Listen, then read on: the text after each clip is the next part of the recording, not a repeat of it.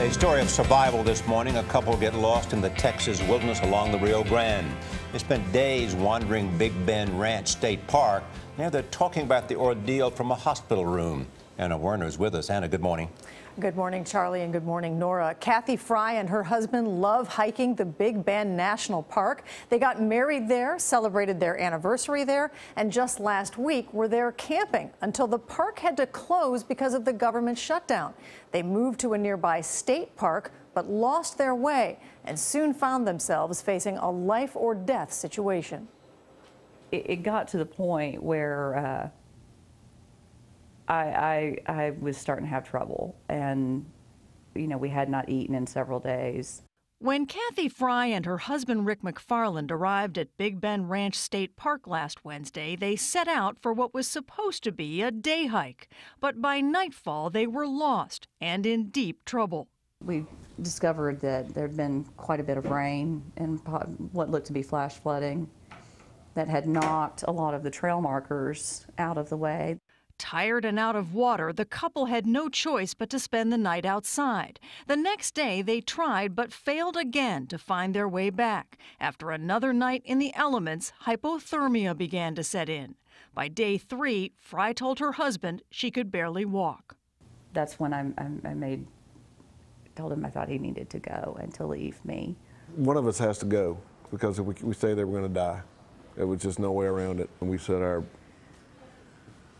love yous, to each other, and then she wanted me to tell the kids to make sure to let them know she tried. Exhausted, dehydrated, and growing delirious, McFarland wandered for hours, passing out several times until he managed to find help. The next thing you know, there were about a dozen guys there. I don't know where they come from.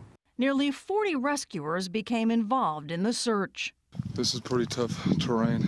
As they looked for any sign of Fry, the 43-year-old was hanging on for life. I was pretty just incoherent. I had taken my clothes off. I don't know where they were. I was laying just out in the elements in the sun. It would be 2 days before search teams finally spotted Fry, a little more than a mile from where the couple had started out all those days earlier. So we stopped and we just listened, and we heard a faint help, and we looked down and there was Kathy about 50 yards down below us. Fernando Rincon was among the first to reach her. They took their own clothes, they put their socks on me, they put their shirts collectively on me, and it was just a surreal moment. He told me she's alive, and I just boom. And I gave him a big hug, and I'm not a hugger. A helicopter airlifted Fry to the hospital, where she's still recovering from her incredible ordeal. You want to be found. You don't want to die in a place like that all by yourself. She's alive, and I won't have to be without her, and I get to take her home. Well, McFarland said he used the zoom on his camera to help find his way back. He's a photographer. She's a reporter, both for the Arkansas Democrat-Gazette. Both are award-winning and have been with the same newspaper since the 90s.